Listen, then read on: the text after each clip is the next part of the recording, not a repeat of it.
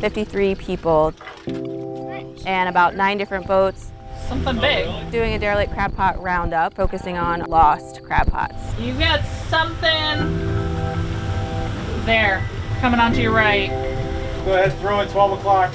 In Delaware, we consider derelict crab pots ones that do not have a buoy attached. You might have gotten it. There's no identification on the actual pot itself, so there's no way to tell who actually owns the pot. We have boats and volunteers out there looking for these pots and marking them and hauling them and bringing them to shore. There is the ghost fishing aspect to it, where the pot itself continues to fish even though there's no one there to pull it up and reap the benefits of it.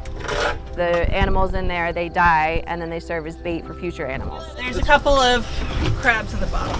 Just trying to figure There are several common species that we tend to find, but there's also the diamondback terrapin. So this is a turtle which goes into the pot because of the bait, and they require air to breathe and then they can't get back out and drown.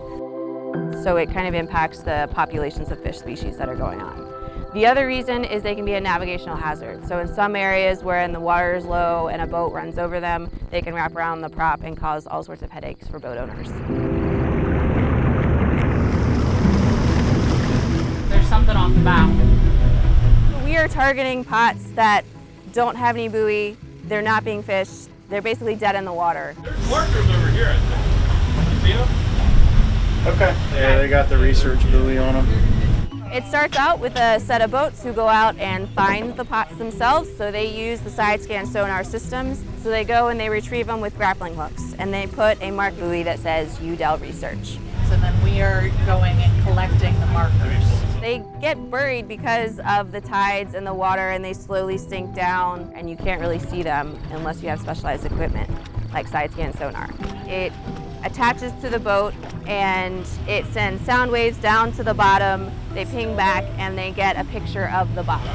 So this is showing everything as though there's an angle on the right part of the bow. So that data is then sent to the control mount on the boat, and then that mount there is what the boat driver is looking at to figure out where the pots are located and how to get them tied in. So all of that is tied into GPS, so you can help navigate to each point. Because that's definitely got a heat signature. It's a big learning curve on figuring out how to read the sonar and figure out where the pot is in the water and hook it. That's about...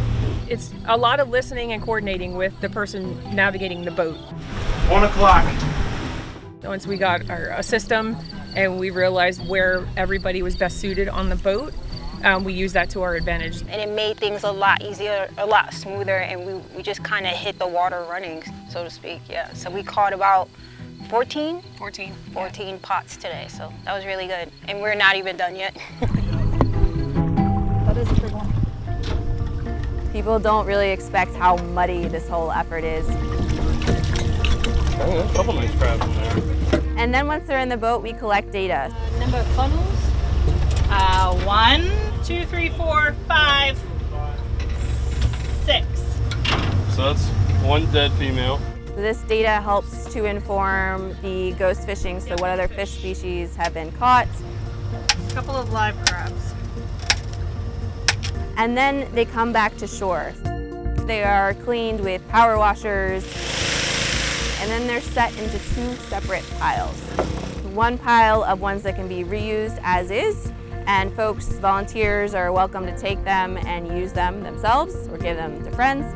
And then we have a pile which cannot be used. Every piece and part here, the goal is to it be recycled in some fashion, not just create more trash.